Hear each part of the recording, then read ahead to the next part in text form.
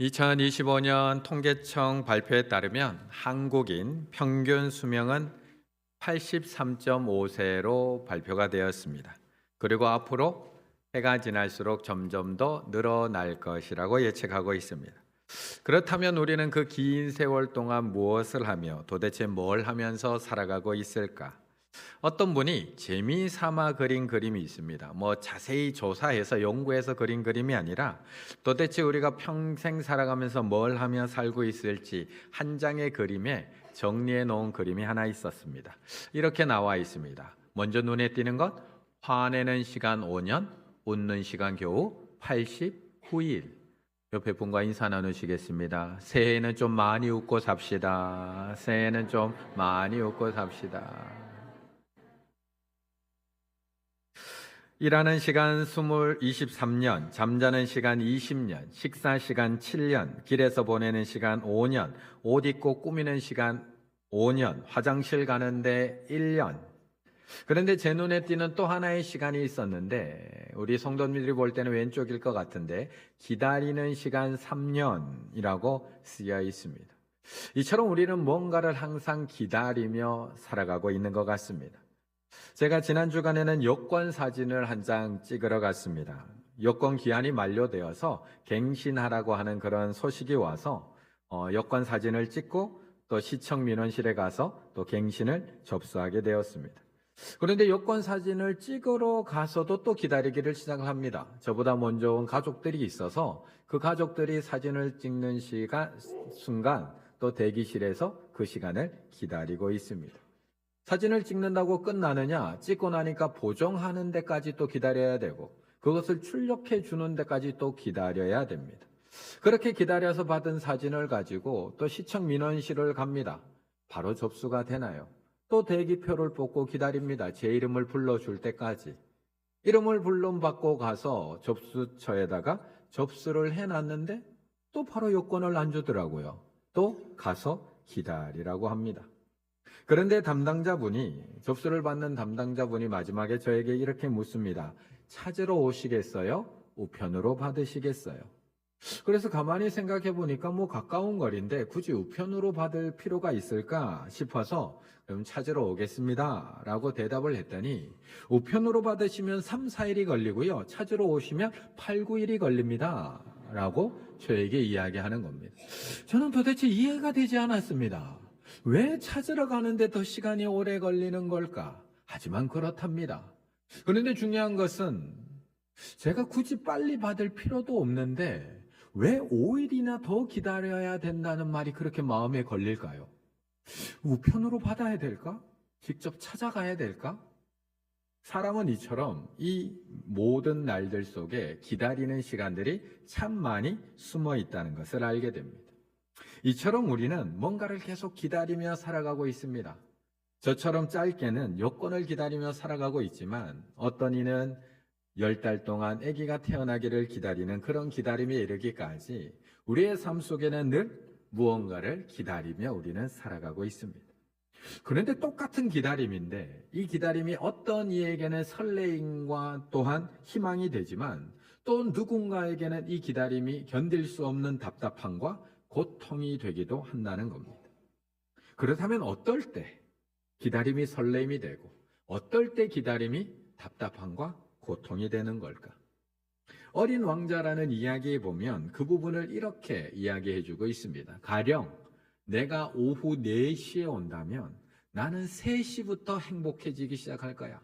시간이 갈수록 난 점점 더 행복해지겠지. 아마 4시에는 흥분해서 안절부절 못할 거야. 그래서 행복이 얼마나 귀한 것인지 그 기다림의 시간을 통해서 알게 되겠지. 그런데 아무 때나 오면 언제 마음을 곧게 단장해야 하는지 모를 거야. 어린 왕자에 등장하는 이 사막 여우는 누군가가 올 시간을 알고 있는 사람은 그 기다리는 시간이 설레임과 행복한 시간이 될 수 있다고 이야기합니다. 하지만 반대로 마지막 문장, 아무 때나 오면 언제 마음을 단장해야 되는지를 모르기 때문에 그 기다림의 시간은 행복하기보다는 도리어 답답하고 힘든 시간이 될 수밖에 없다고 이야기하고 있는 겁니다. 그렇다면 예수님의 오심을 기다리고 있는 믿음의 사람들의 마음은 과연 어땠을까요? 오늘도 우리는 예수님의 다시 오심을 기다리고 있다고 하는데, 그럼 우리들의 마음은 어떤 마음으로 기다리고 있을까? 주님의 다시 오심을 기다리고 있는 대림절, 정말 설레이는 마음으로 기다리고 계신가요? 아니면 언제 오실지도 모를 그날을 이제는 그냥 그러려니 하면서 무감각하게 기다리고 계신가요? 8절의 말씀을 다시 한번 읽어보겠습니다. 8절입니다. 내가 너희에게 이르노니 속히 그 원한을 풀어 주시리라. 그러나 인자가 올 때에 세상에서 믿음을 보겠느냐 하시니라. 아멘. 우리는 지금 예수님의 오심을 기억하고 다시 오심을 기다리는 대림절 기간을 보내고 있습니다. 분명 예수님께서는 제자들이 보는 앞에서 하늘로 승천을 하시면서 우리에게 약속해 주셨습니다. 하늘로 가심을 본 그대로 다시 오리라고 약속해 주셨습니다. 그런데 중요한 것은 언제 오느냐는 말씀해 주지 않았습니다. 앞에서 이야기했듯이 우리도 충분히 기다릴 수 있습니다. 언제 오실지만 알면 우리도 얼마든지 설레임을 가지고 기다릴 수가 있습니다. 예수님이 만약에 오늘 4시 온다 라고 하면 우리도 3시부터 설레이는 마음으로 기쁜 마음으로 행복해하며 기다릴 수 있습니다. 그런데 예수님은 우리에게 그렇게 시간을 얘기해 주는 것이 아니라 이렇게 말씀합니다. 마태복음 24장.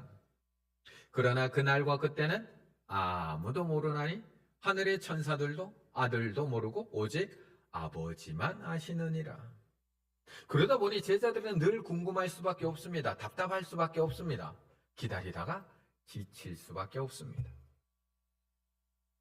저희 아이들도 어렸을 때 저 아내가 신방을 나와 있으면 늘 연락이 옵니다. 아빠 언제 와? 엄마 언제 와? 도대체 무엇을 묻고 있는 걸까요? 제가 그렇게 보고 싶어서 묻고 있는 걸까요? 저를 위해서 밥을 해놓고 설거지를 해놓고 청소를 해놓고 기다리려고 그렇게 묻는 걸까요? 아니면 그때까지 자기 마음대로 놀고 싶어서 그걸 묻는 걸까요? 그래서 우리는 늘 궁금해합니다. 예수님이 다시 오신다는 것은 알겠는데 도대체 언제입니까? 그래서 오늘 본문 앞에 나오는 누가복음 17장에서도 바리새인들이 그걸 예수님께 묻고 있습니다. 누가복음 17장 20절. 바리새인들이 하나님의 나라가 어느 때에 임하나이까 묻거늘 예수께서 대답하여 이르시되 하나님의 나라는 볼 수 있게 임하는 것이 아니요. 그리고 예수님은 이 바리새인의 질문에 자세하게 대답해 주기 시작하는 것이 17장의 말씀입니다. 먼저 하나님의 나라는 너희가 생각하고 기대하는 것처럼 그렇게 눈에 보이는 나라가 아니다. 메시아가 오셔서 로마를 무너뜨리고 새롭게 세우실 이 땅의 강대국 이스라엘을 의미하는 것이 아니다. 구름이 갈라지고 천사들이 나타나서 나팔 소리가 울려 퍼지면서 화려하게 임하는 그런 하나님의 나라가 아니라고 17장에서 쭉 설명을 합니다. 그래서 사람들이 하나님 나라가 여기 있다 저기 있다라고 이야기할 때 절대 따라가지 말라고 경고하고 계십니다. 그리고 그 이야기를 쭉 하시면서 이어서 그렇다면 어느 때 어떻게 임하느냐에 대해서 말씀하시면서 2가지 역사적 사건을 예를 들어서 보여주십니다. 그것이 26절, 28절입니다. 26절, 노아의 때에 된 것과 같이 인자의 때에도 그러하리라. 노아의 때에 그렇게 된 것처럼 인자의 때에도 똑같이 일어난다는 겁니다. 28절 같이 읽을까요? 또 롯의 때와 같으리니 사람들이 먹고 마시고 사고 팔고 심고 집을 짓더니 아멘. 롯의 때와도 똑같다는 겁니다. 하나님의 나라는 앞에서 이야기했듯이 그렇게 화려하고 소란스럽게 오는 것이 아니라 아무도 예상하지 못한 때에 온다는 겁니다. 노아가 그렇게 오랜 기간 방주를 지으면서 사람들에게 경고를 했음에도 불구하고 그 시간 동안 사람들은 먹고 마시며 장가가고 시집 가다가 멸망했듯이 하나님의 나라는 아무도 예상하지 못한 어느 날 갑자기 우리를 찾아오게 된다는 겁니다. 이어서 예를 들고 있는 롯의 때와도 똑같이 임한다고 말씀합니다. 소돔이 불과 유황으로 멸망하던 그날 그들도 노아의 때와 똑같이 먹고 마시며 사고 팔고 신고 집을 짓고 있었다는 겁니다. 그런데 아무도 예상하지 못한 그날에 하나님의 심판, 하나님의 나라가 임했다는 겁니다. 그래서 34절, 35절 내가 너에게 이르노니 그 밤에 둘이 한 자리에 누워 있음에 하나는 데려감을 얻고 하나는 버려둠을 당할 것이요 두 여자가 함께 맷돌을 갈고 있음에 하나는 데려감을 얻고 하나는 버려둠을 당할 것이니라고 말씀하고 있는 겁니다. 하나님의 나라는 이렇듯 아무도 예상하지 못한 시간에 아무도 예상하지 못한 방법으로 우리 가운데 임한다고 말씀하고 있습니다. 그렇다면 그때 누가 데려감을 받고 누가 버려둠을 당하게 되는 걸까요? 옆에 분을 보며 이렇게 인사하시겠습니다. 혼자 가지 마. 나도 데려가. 그래서 하나님께서는 제자들에게 이 말씀을 하시며 하나님의 심판과 하나님의 나라가 언제 임할지 모르니까 이렇게 갑자기 임하니까 항상 깨어 있으라고 말씀하고 있는 겁니다.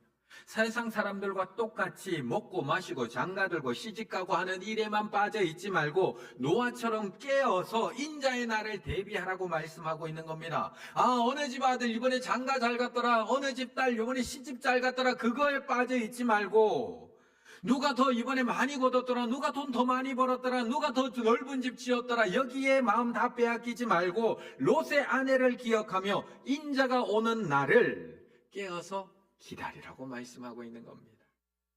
왜냐하면 그렇게 깨어서 기다리는 믿음의 사람들이 생각보다 많지 않기 때문입니다. 그래서 17장 22절 그리고 오늘 본문 8절이 이렇게 얘기하는 겁니다. 또 제자들에게 이르시되 때가 이르리니 너희가 인자의 날 하루를 보고자 하되 보지 못하리라. 그렇게 많지 않다는 겁니다. 내가 너에게 이르노니 속히 그 원한을 풀어주리라. 그러나 인자가 올 때에 세상에서 그 믿음을 가진 자를 보겠느냐 하시니라. 어떻게 우리 성도님들은 깨어 기다리고 계십니까? 지금 우리는 예수님의 오심을 기억하고 다시 오심을 기다리는 대림절 세 번째 주일을 보내고 있는데 먹고 마시고 장가들고 시집가는 일이 아니라 예수님의 다시 오심을 깨어 기다리고 계십니까? 오늘 이 주일 하루마저도 먹고 마시고 사고 팔고 신고 집 짓고 하는 일 때문에 예배의 자리에도 나올 만한 마음의 여유도 없이 살아가고 있는데 정말 예수님께서 오시는 그 인자의 날을 정말 기다리고 계십니까? 쉽지 않습니다. 깨어서 기다린다는 것, 우리가 말로 하는 것처럼 그렇게 쉽지가 않습니다. 그래서 오늘 예수님은 하나님 나라를 어떻게 기다려야 하는지 그 이야기를 전체 하시면서 그 이야기 끝에 불의한 재판관과 이 과부의 이야기를 넣어두심으로 우리가 믿음을 지키며 이 힘든 세상에서 어떻게 믿음을 끝까지 지키며 살아갈 수 있는지에 대해서 우리에게 말씀해주고 있는 겁니다. 3절의 말씀을 같이 읽습니다. 3절입니다. 그 도시에 한 과부가 있어 자주 그에게 가서 내 원수에 대한 나의 원한을 풀어주소서 하되. 아멘. 예수님이 다시 오시는 그날까지 이 세상에서 믿음을 지키며 살아가며 또한 기다리는 일은 결코 쉬운 일이 아닙니다. 노아가 그 죄악된 세상 가운데서 하나님의 때를 기다리며 방주를 지어가던 만들어가던 그 시간이 노아에게 행복하기만 한 시간이었을까요? 아니면 힘들고 외로운 시간이었을까요? 너무나 외로운 시간입니다. 왜냐하면 노아의 홍수가 났을 때 깊은 샘들이 터지고 하늘 창문이 열려서 비가 막 쏟아져서 홍수가 났을 때 그 방주에 타고 있었던 사람의 인원이 불과 몇 명요? 8명밖에 없었거든요. 그럼 나머지 사람들은 노아를 어떻게 대했을까요?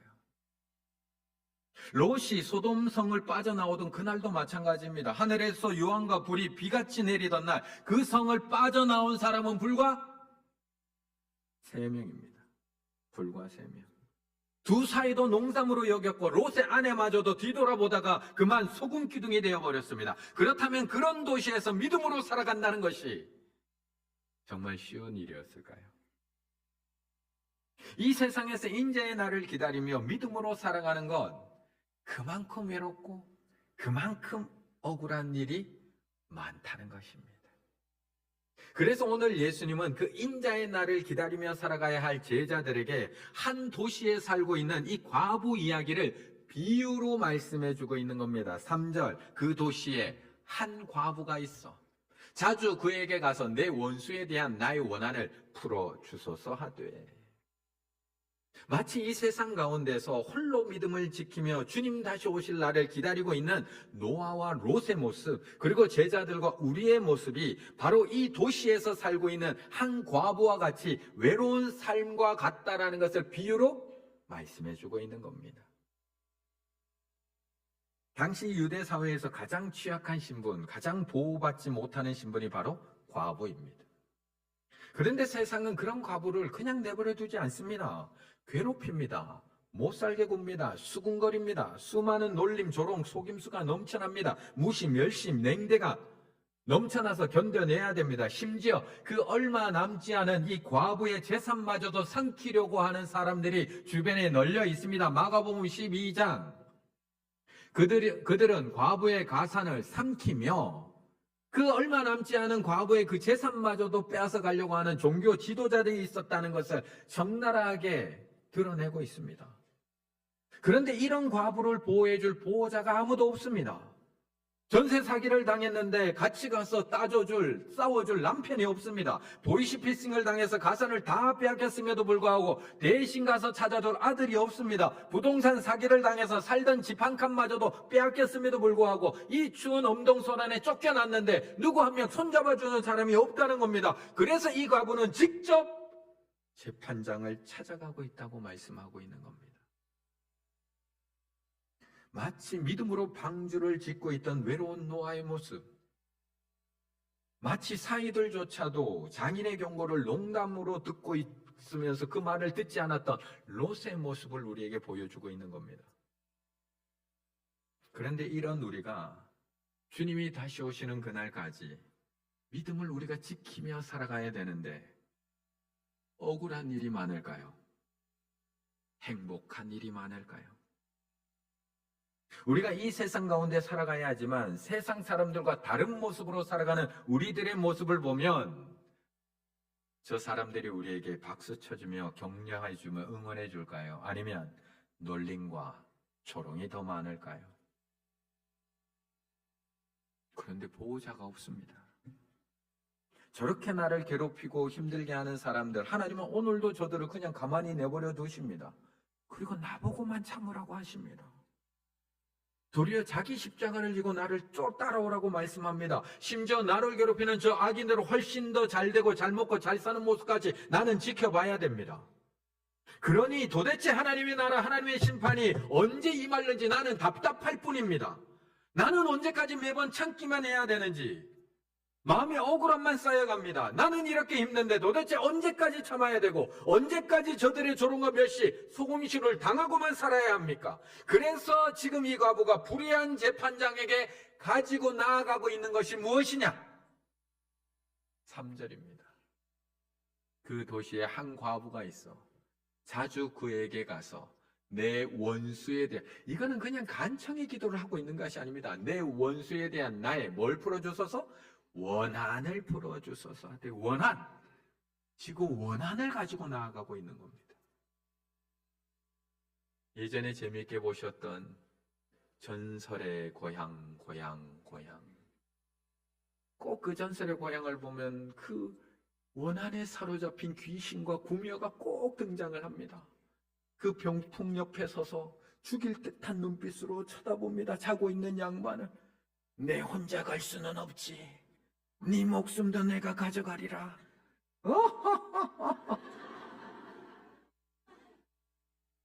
원한에 사로잡힌 그 목소리, 이런 원한일까요? 오늘 본문에서 말씀하고 있는 이 원한, 단순한 불만이 아닙니다. 내가 뭔가를 더 갖고 싶은데 없어서 그걸 간청해서 갖는 그 기도를 의미하고 있는 것이 아닙니다. 하나님 이번에 꼭 한번 붙여주세요. 저희 아들이 요즘 기도하고 있는 대학 합격을 위한 그런 간청의 기도가 아닙니다. 원한이라는 단어의 뜻은 억울하고 원통한 일을 당하여 응어리진 마음, 억울하고 원통한 일을 당해서 그 응어리진 마음을 가지고 재판장에게 가고 있다는 겁니다. 부당한 일을 당했다는 겁니다. 나는 잘못한 것이 없는데 이런 무시와 멸시를 당하니 억울하다는 겁니다. 나는 말씀대로 살아가려고 했을 뿐인데 저 사람들의 조롱과 괴롭힘을 당하니 나는 원통할 뿐입니다. 그래도 나는 참고 또 참고 견뎠는데 믿음으로 살려고 그렇게 노력했는데 나를 속여서 그 남은 거 하나마저도 빼앗겼기 때문에 얼마나 응어리진 마음이 있을까요? 그래서 지금 이 과부는 이 원한, 이 억울함, 이 원통함을 가지고 재판장에게 또 달려가고 있는 거예요. 그래서 오늘 본문에 보면 3절, 5절, 7절, 8절에 계속해서 이 단어가 반복이 되는 겁니다. 나의 원한을 풀어주소서. 그 원한을 풀어주리라. 원한을 풀어주지 아니하시겠느냐. 속히 그 원한을 풀어주시리라. 원한을 풀어주소서. 에티케손. 잘못한 것에 대한 정의의 심판으로 형벌을 내려주세요. 정의를 행하여 주세요. 저 사람 심판해 주세요. 재판을 집행해서 하나님 형벌을 내려주세요라고 나아가고 있는 겁니다. 8절밖에 안 되는 이 짧은 본문 안에 무려 4번이나 이 단어가 반복이 되면서 이 여인이 얼마나 억울하고 답답하고 이 응어리진 마음을 가지고 나아가고 있는지를 우리에게 보여주고 있는 겁니다. 그리고 바로 이 모습이 이 땅 가운데 믿음을 지키며 살아가고 있는 우리 신앙인들의 모습이라는 것을 보여주고 있는 겁니다. 그렇다면 이 땅에서 믿음으로 살아가고 있는 우리의 모습은 어떤가요? 우리 성도님들은 지금 어떤 모습으로 살아가고 계신가요? 이 과부만큼은 아니지만 우리도 믿음을 지키며 살아가려고 하다 보면 때로는 억울한 일, 때로는 답답한 일, 때로는 원통하기만 합니다. 하나님 왜 맨날 저만 손해봐야 되나요? 저는 가진 것도 별로 없는데 왜 가진 이것마저도 빼앗으려고 하는 저 사람에게 내어줘야 되나요? 왜 이번에도 제가 또 참고 또 침묵해야 되나요? 왜 나만 바보처럼 저런 이야기를 듣고도 이렇게 가만히 있어야 되나요? 하나님 도대체 제가 언제까지 참아야 하는 건가요? 이렇게 억울해하는 우리에게 오늘 예수님께서는 이 불의한 재판관의 비유를 계속해서 들려주고 계시는 겁니다. 계속해서 1절의 말씀을 같이 읽습니다. 1절입니다. 예수께서 그들에게 항상 기도하고 낙심하지 말아야 할 것을 비유로 말씀하여. 아멘. 그렇다면 이 억울하고 원통한 이 과부는 어떻게 했을까요? 정말 믿음으로 착하게 살려고 했는데 이렇게 괴롭힘을 당한 과부는 어떻게 이 원한을 풀어야 했을까? 아무도 도와줄 사람도 없고 하소연할 한 사람도 없고 힘이 되어줄 한 사람도 없었던 이 여인, 그때부터 재판장을 찾아가기 시작을 합니다. 만약 이 여인이 도와줄 오빠라도 있었으면 아마 오빠를 찾아갔을 겁니다. 그마저도 없던 이 여인은 재판장에 찾아가고 또 찾아가기 시작을 합니다. 도대체 몇 번을 찾아갔을까? 3절에서는 이렇게 얘기합니다. 자주 그에게 가서. 몇 번인지는 모르지만 자주 그에게 가서. 그런데 재판장은 5절에 이 과부가 나를 번거롭게 하니 괴롭게 할 정도로 찾아왔다는 겁니다. 재판장이 괴로움을 느낀 정도로 재판장을 자주 찾아온 겁니다. 처음에는 이 사람도 무시하는 재판장이 그녀를 당연히 무시했습니다. 이러다 말겠지. 저러다 말겠지. 그런데 다음 날에도 또 와 있습니다. 그 다음 날에도 또 와 있습니다. 그 다음 날에도 또 와서 기다립니다. 이렇게 눈 내리는 날에는 안 오겠죠. 그런데 오늘도 와 있습니다. 아이고, 이렇게 비 많이 내리는 날에 설마 오겠어. 그런데 이날도 어김없이 또 와서 앉아 있습니다. 그는 이 무시가 무서움으로 바뀌기 시작을 했던 겁니다. 그런데 이 여인은 찾아갈 곳이 여기밖에 없습니다. 다른 사람이 없습니다. 다른 방법이 없습니다. 이 문제를 가지고 나아갈 곳이 여기밖에 없습니다. 이 재판관이 불의하냐 불의하지 않느냐는 중요한 것이 아니라 내가 말할 수 있는 사람이 이 재판장밖에 없다는 겁니다. 그래서 그녀는 오늘도 거기를 찾아갑니다. 아무도 도와줄 사람 없는 그녀는 내일도 찾아갑니다. 다른 방법이라고는 찾아볼 수도 없었던 그녀는 오늘처럼 비가 오고 눈이 오는 이런 날씨 가운데도 또 찾아가고 또 찾아갔던 겁니다. 그럼 우리는 어디를 찾아가야 되느냐고요. 그럼 우리는 누굴 찾아가야 되는 걸까요? 지금 예수님은 이 비유를 통해 우리에게 그걸 이야기해 주고 있는 겁니다. 도시와 같은 이 세상 속에서 믿음을 지키며 과부처럼 외롭게 힘들게 살아가는 우리들, 부조리한 이 세상 속에서 과부처럼 원통함으로 가슴을 치며 살아가는 우리들에게 이 불의한 재판관 이야기를 그래서 들려주고 계시는 겁니다. 그리고 이렇게 말씀을 맺어가십니다. 7절. 하물며 하나님께서 그 재판장도 그렇게 들어주는데 하물며 하나님께서 그 밤낮 부르짖는 택하신 자들의 원한을 풀어주지 아니하시겠느냐? 그들에게 오래 참으시겠느냐? 이 이야기를 해주시는 겁니다. 이렇게 불의한 재판관도 이 여인의 계속되는 간구를 들어주시는데 하물며 하나님께서 너희의 간구를 들어주시지 않겠느냐? 이렇게 하나님도 경외하지 않고 사람도 무시하는 불의한 재판관도 이 과부의 원한을 풀어주는데 하물며 하나님께서 너희의 원한을 풀어주시지 않겠느냐? 하물며 하나님께서 밤낮 부르짖는 너희의 기도를 들어주시지 않겠느냐? 그래서 오늘 1절이 이렇게 시작을 하는 겁니다. 예수께서 그들에게 항상 기도하고 낙심하지 말아야 할 것은 이 비유로 말씀하여 이야기하고 있는 겁니다. 억울하십니까? 나만 참아야 돼서 원통하십니까? 그런데 성경에 억울하지 않았던 믿음의 사람들이 몇 명이나 될까요? 요셉? 영문도 모른 채 형들에게 던져지고 종으로 팔려가고 열심히 일했음에도 또 누명을 쓰고 감옥에 던져지고 억울하지 않은 사람이 어디 있었을까요? 다윗은요? 다윗은 아닐까요? 자신이 하나님 앞에 기름 부어달라고 한 것 아닙니다. 왕이 되게 해달라고 한 것 아닙니다. 그런데 어느 날 갑자기 하나님이 너를 선택했다고 기름을 부음받습니다. 그럼 그 뒤로 모든 일이 만사형통해야 되는 것 아닌가요? 일사천리로 왕이 되게 해주셔야 되는 것 아닌가요? 그런데 사울에게 쫓겨다닌 기간만 10년이 넘습니다. 광야로 항무지로 동굴로 심지어는 적국인 블레셋에 미친 척하며 침진리를 흘리며 목숨을 부지했습니다. 너무 억울한 거 아닌가요? 심지어 가까운 사람들의 배신, 아들의 반역까지 당하지만 재판장 대신 하나님이 그냥 내버려 두십니다. 심지어 시므이라고 하는 신하가 입에 담을 수도 없는 저주를 퍼붓지만 하나님께서는 그 저주의 말까지도 다 듣게 하십니다. 이때 다윗이 어떻게 했을까요? 이 억울한 상황, 이 답답한 상황, 이 원통한 상황, 하나님 앞에서 어떻게 다윗이 했을까? 사무엘하 16장에 보면 이렇게 말씀합니다. 혹시 여호와께서 나의 원통함을 감찰하시리니, 원통함을 가지고 하나님 앞에 나아갑니다. 오늘 그 저주 때문에 여호와께서 손으로 내게 갚아주시리라 하고, 다윗과 그의 추종자들이 길을 갈 때 시므이는 산비탈로 따라가면서 계속 따라가면서 이미 앞에도 저주했지만 따라가면서 저주하고 그를 향하여 돌을 던지며 먼지를 날리더라. 다윗이 그럼에도 낙심하지 않고 하나님 앞에 기도하고 있습니다. 그럼에도 포기하지 않고 의로우신 재판장 되시는 하나님의 손에 이 억울함을 다 내어드리고 있습니다.